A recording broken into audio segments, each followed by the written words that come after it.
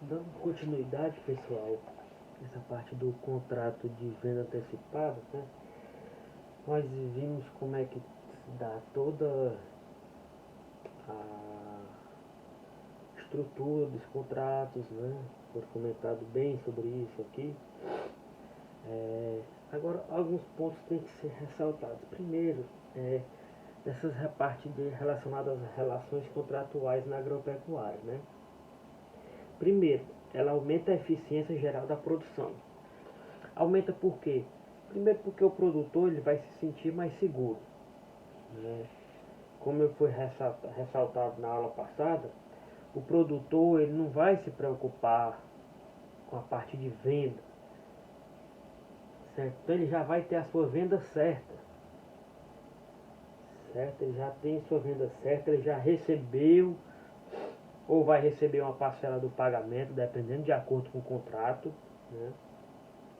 Então ele já tem a sua venda garantida. O foco dele vai ser o quê?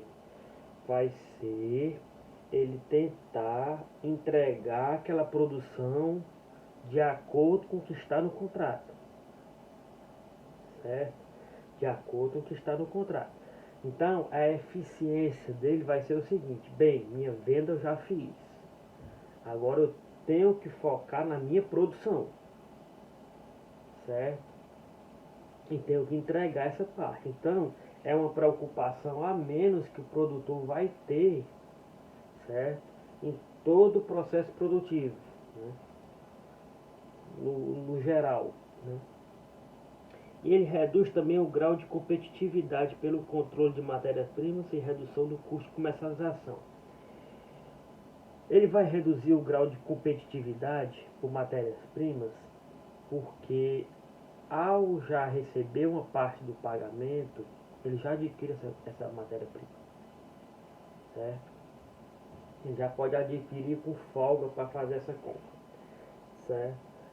Em relação à parte de comercialização, porque como foi ressaltado a vocês na aula passada, em alguns casos, né, o comprador ele já compra diretamente a produção diretamente no local do produtor, certo? Então ele não fica responsável pela parte de comercialização.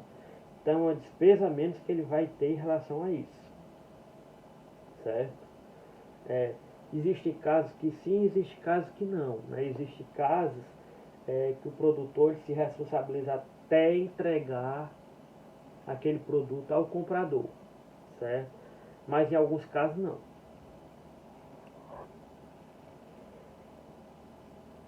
As principais razões para o produtor procurar esse tipo de contrato, né? Que ele já vai garantir o preço, né? Mesmo antes da colheita, ou seja, ele já vai ter o preço garantido, certo?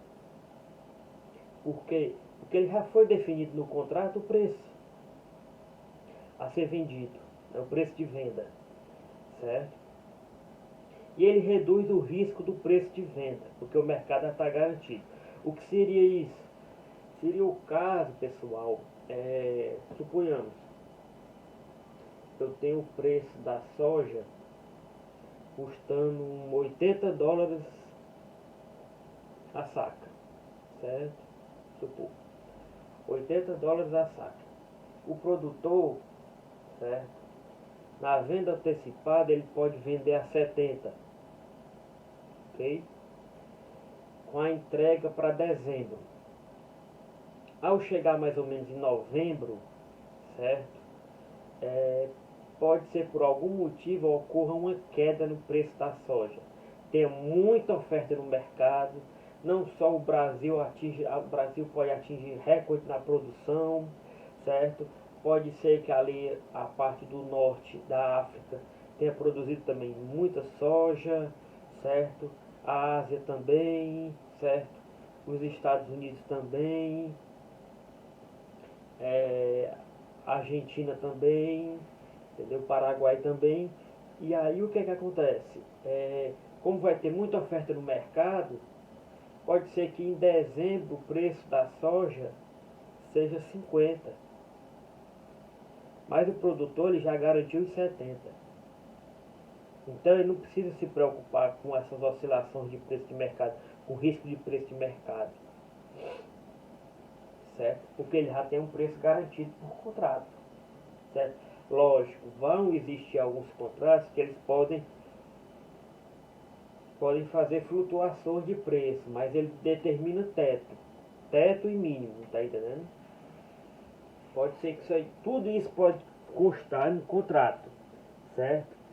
Mas ele já tem a garantia da venda certa com aquele preço ajustado no contrato, certo? Ele não precisa se preocupar.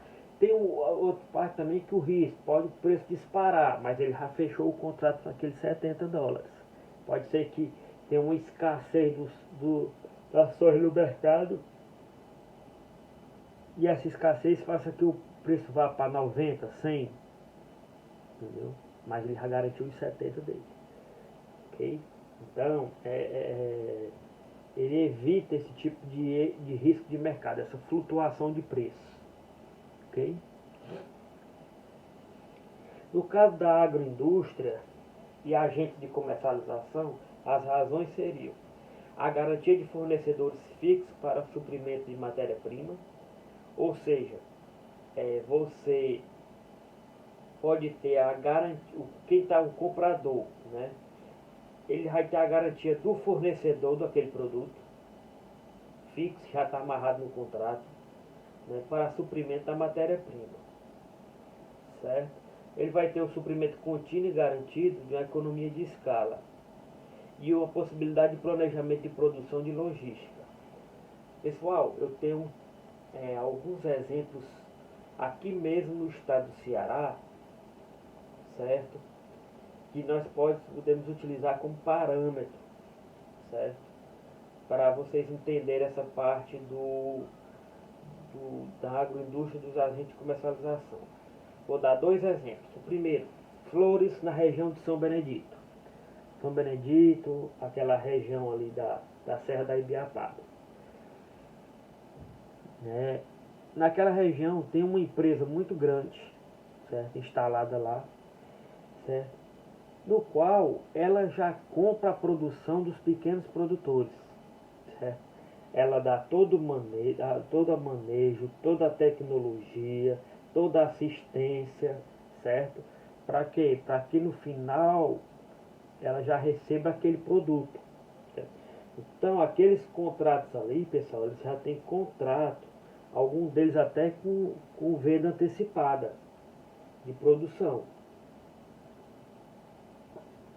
E aí o que é que acontece para a agroindústria? Ela já vai ter os fornecedores de flores, dos pequenos, certo? Para ter, já com toda a tecnologia, com todo o padrão de qualidade que a empresa detém, certo? E isso aí, ela já garante o quê? O suprimento contínuo, né?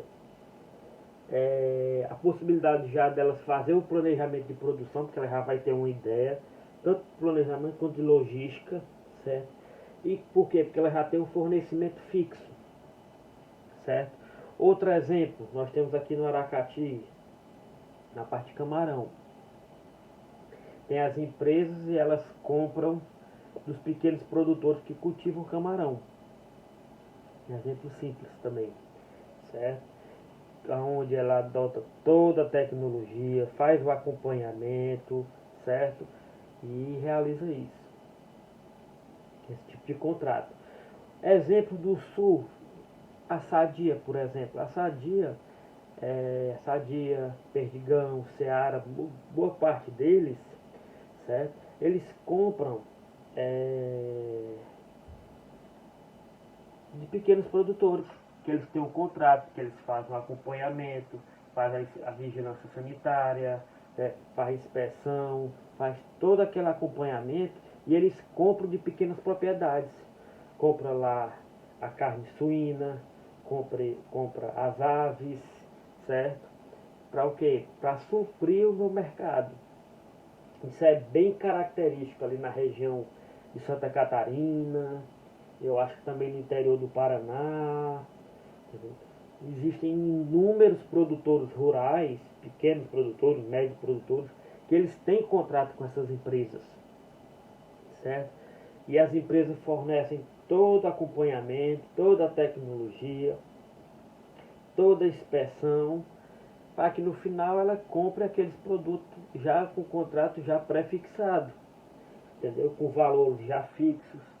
Então, o produtor ele só vai se preocupar na parte da produção, certo? E depois a parte da entrega, normal, entendeu?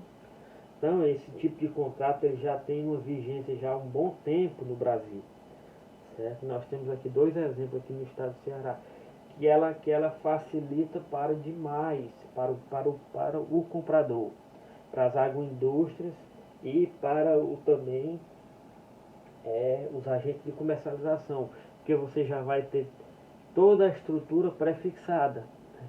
Matéria-prima, tudo, certo? Ok?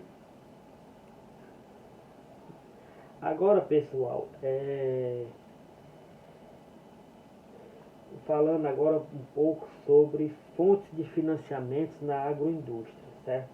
Ou seja, você pode ter no nosso agronegócio brasileiro, você pode ter dois tipos de fontes de financiamento, certo? De acesso a crédito. Seria as fontes formais, né? No caso, as fontes formais são aquelas que são estabelecidas pelo Conselho Monetário Nacional e controladas pelos bancos central, certo?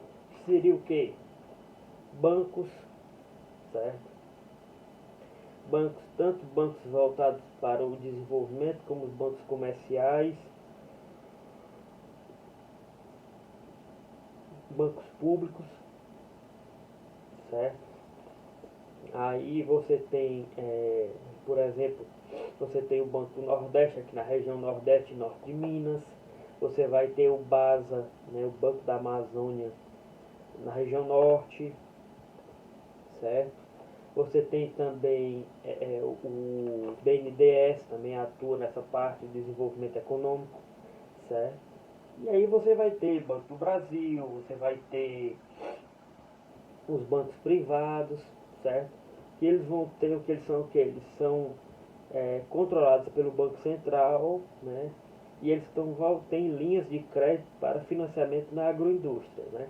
Essas linhas de financiamento, elas são divididas entre custeios, né? Custos operacionais para a produção, linhas específicas para comercialização, certo? Linhas de investimento para linhas especiais de crédito, né? E você tem, pessoal, as, as fontes alternativas. Essas fontes alternativas, a gente dá uma paradinha aqui para eu contar uma breve história da economia brasileira, certo? Até o final da década de 70, final da década de 70, início da década de 80, a agricultura brasileira, ela tinha, ela era bem, como é que eu posso dizer, subsidiada por linhas de crédito, certo? Por acompanhamento do governo federal, certo?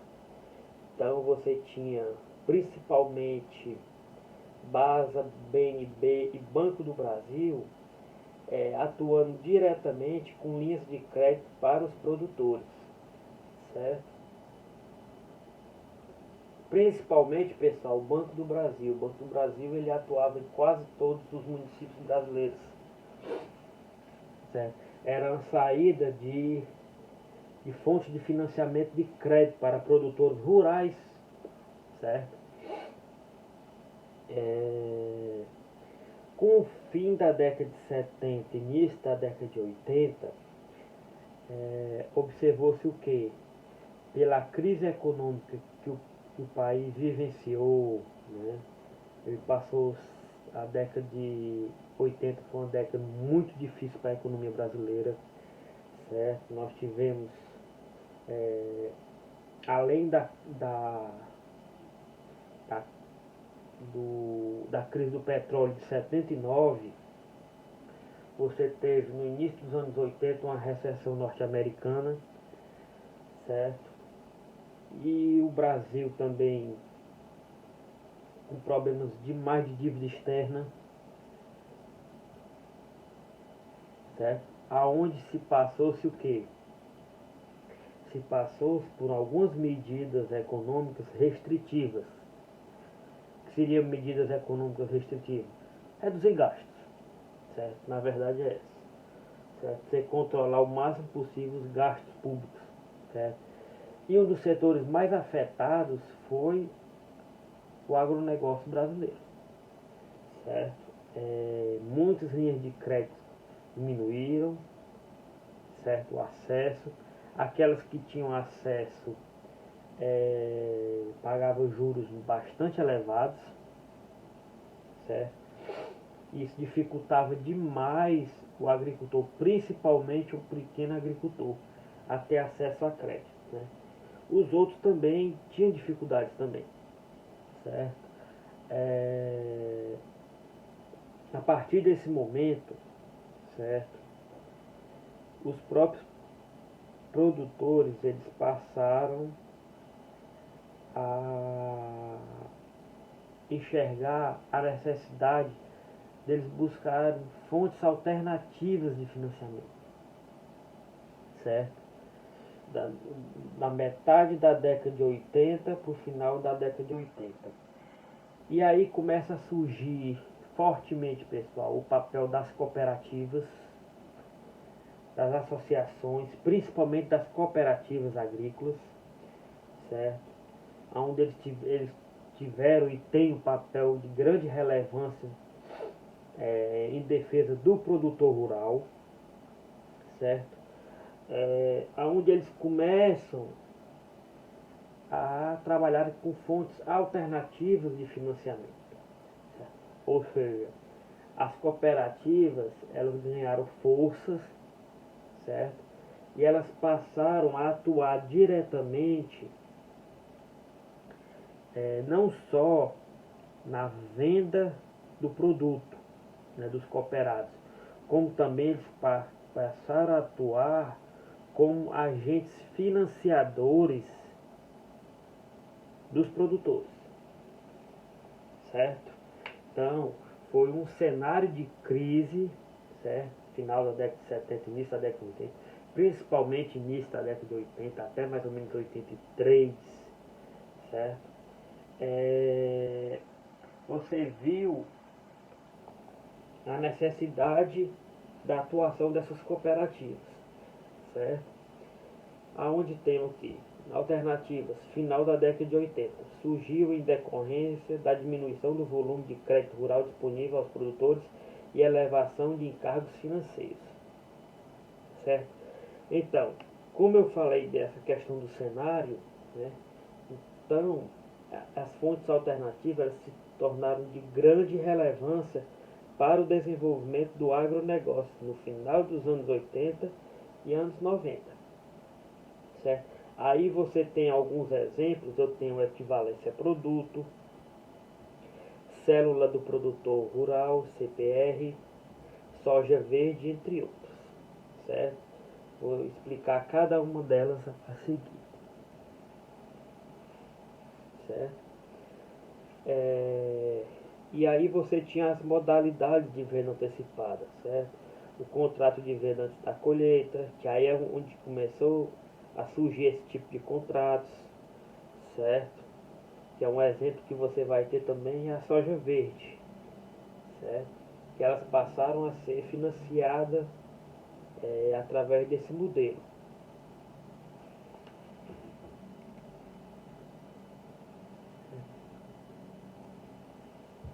Esse contrato de venda antes da colheita, certo?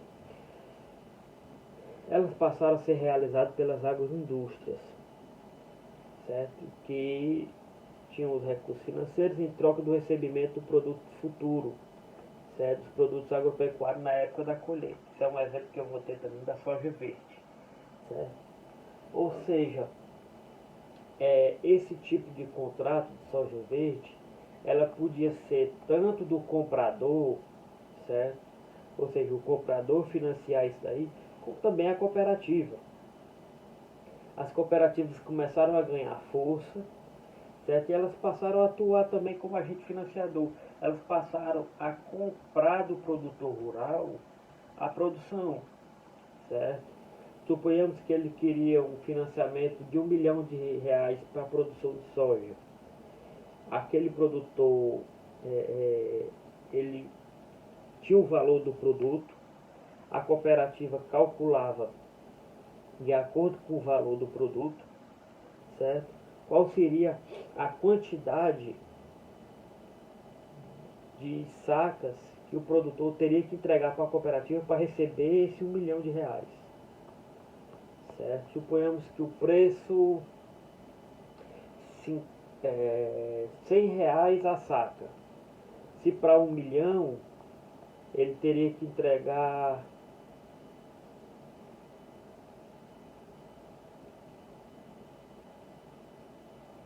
em torno mais ou menos de 100 sacas, não, 1.000 sacas. Eu acho que 1.000 sacas é 10.000 sacas. Eu não estou com a calculadora aqui fácil. Mas tinha que entregar aquilo ali que fosse equivalente a R$ 1 milhão, ao preço de R$ 100 a saca, certo? Então eles passaram também a atuar como agente financiador. E a cooperativa, ela ia receber esse recurso da onde? Ela ia vender. Ela compraria essa saca antecipada, certo? Ao receber do produtor essa saca, a cooperativa passaria a vender a saca ao preço de mercado. E com esse lucro que ela teria, que ela adquiria, certo? Ela passava a financiar outros produtores e assim ela ia ganhando cada vez mais força. Na venda antecipada e equivalência ao produto é praticamente semelhante, certo? Sendo que a diferença aqui eu não tinha um contrato antecipado. O produtor ele poderia obter um crédito, certo?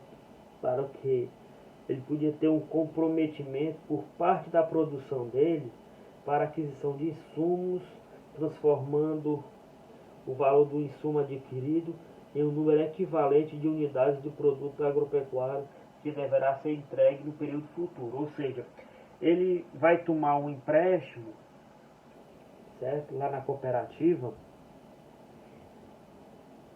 e ele vai pagar esse empréstimo com o produto, certo? Ele quer o que? Ele quer o empréstimo para aquisição de insumos, certo? Para tocar o processo produtivo.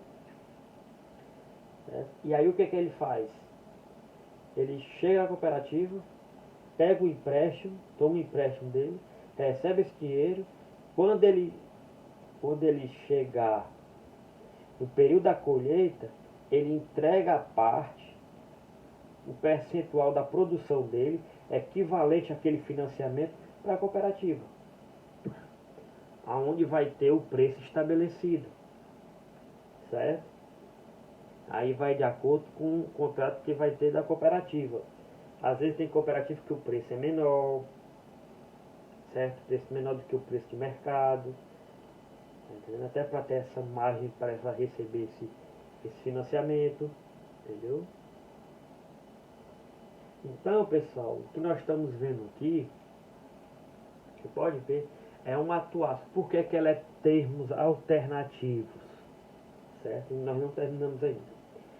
É porque você não está vinculado a banco, você não está vinculado com nenhum agente financeiro vinculado a governo controlado pelo Banco Central. Entendeu? Você tem uma atuação forte de cooperativas, talvez de sindicatos, certo? Que vão atuar diretamente, certo? No agronegócio. Ok? E aí eu tenho outro, pessoal, essa cédula do produtor rural, certo? A grande característica dessa daqui é o seguinte: ela é uma linha de crédito que foi desenvolvida pelo Banco do Brasil, certo? O Banco do Brasil, ela tinha visualizado nesse período dos anos 80, certo? Que havia muitos produtores rurais com dívidas, certo? Em decorrência de quê? Em decorrência da crise econômica, em decorrência da elevação da taxa de juros para a aquisição dos créditos. Você tinha também, em muitos casos, principalmente no Nordeste, você tinha secas que afetaram diretamente a produção. Você teve pragas que praticamente destruíram a produção dos agricultores. Dois exemplos claros: o bicudo para o algodão aqui na nossa região, a vassoura de bruxa lá na Bahia para o cacau, certo? Dois exemplos de que foram pragas que praticamente anularam esse tipo de produção na região Nordeste, certo?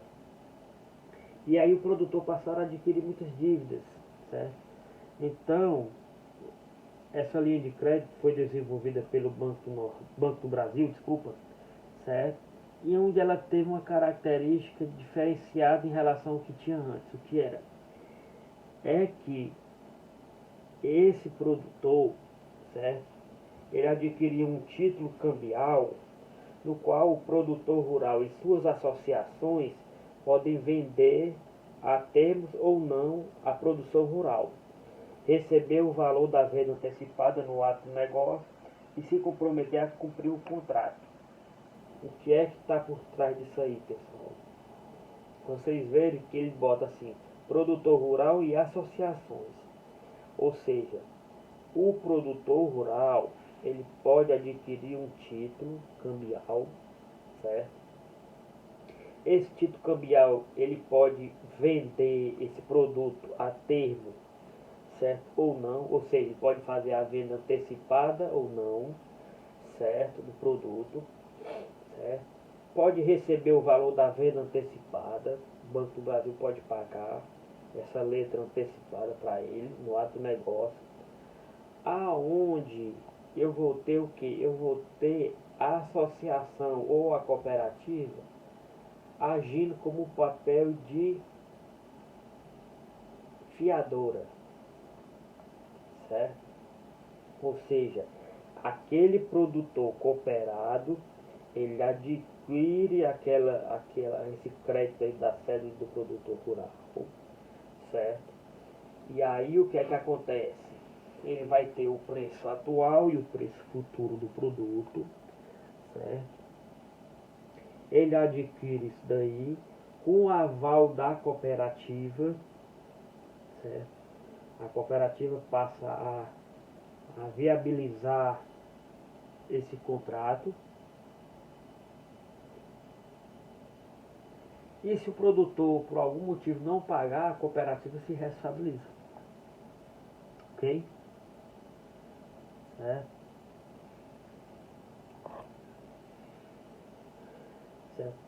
Em alguns casos, pessoal, existem alguns mecanismos para o produtor, por exemplo, do crédito rural, como eu disse, tem o preço atual, tem o preço futuro.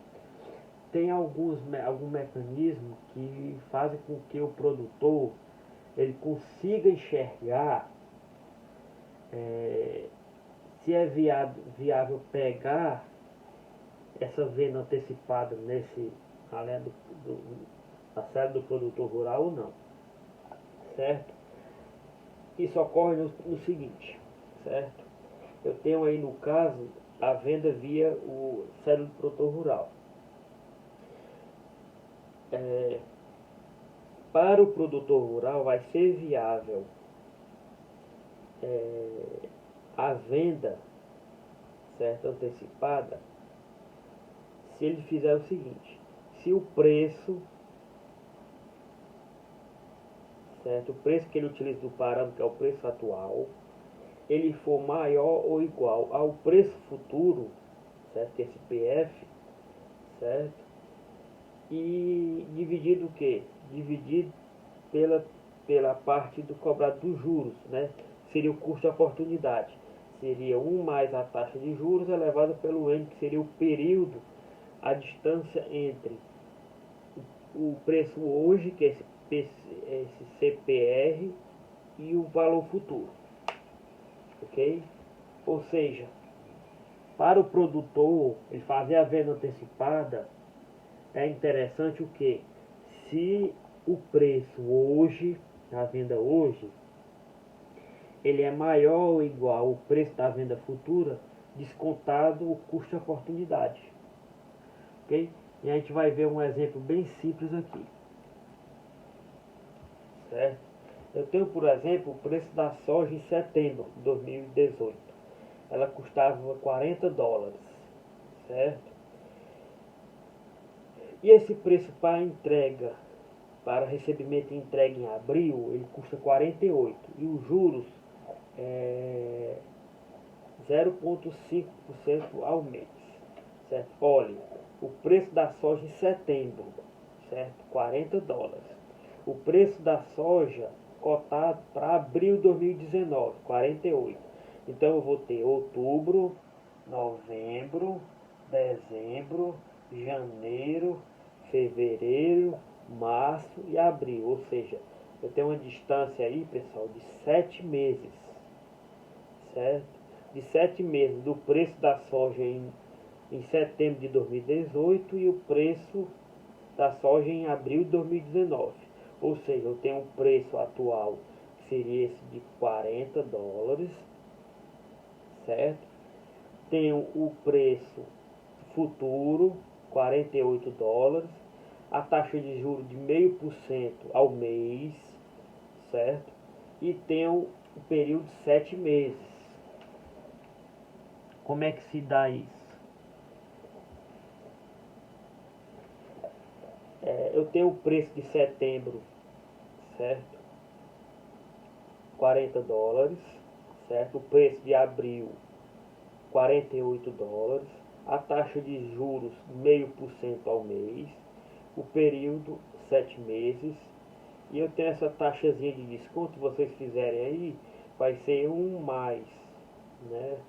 0,005 elevado a n, que é 7, eu vou ter o que? 1,035 arredondado, certo? Então você colocando o 40, que seria o preço, certo?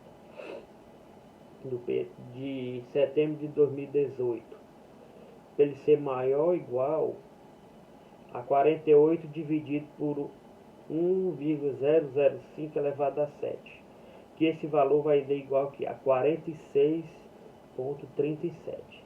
Ou seja, o produtor ele vai ganhar mais com a venda futura. Por quê? Porque por mais que você tenha os custos de oportunidade, né, que seria esse 1,035, certo? O produtor ele acaba ganhando mais na venda futura. Então, de acordo com aquele perfil, aquela regra não vale, certo? Por quê? Porque se ele vender hoje ao preço de $40, certo? Ele deixar para fazer a venda futura em abril de 2019 é mais viável do que a venda em setembro, porque ele vai ter um ganho aí, pessoal, ó, a gente descontando em torno de $6,37 por saca, certo? Então ele vai ter um lucro bem maior. Mas aquela questão que nós visualizamos na aula passada, pessoal, pode existir situações em que o produtor ele não vai ter outra alternativa. Se ele tem dívida, certo? Se ele tem que arcar com algum financiamento, se ele não tem dinheiro para tocar o processo produtivo, entendeu? Se ele não tem estrutura para armazenamento, entendeu? Então, essa situação para ele é uma situação um pouco incômoda, se ele já vem de dívidas de safras anteriores, ou de um outro segmento que ele trabalha, outro produto que ele trabalha na fazenda, certo? Então, lógico, de acordo com os números que nós temos aí, não é viável a venda em setembro, sim a venda em abril, certo? Agora a outra questão é o que? É você ver se o produtor ele tem estrutura, se ele tem capacidade de tocar esse processo produtivo dessa forma, ok?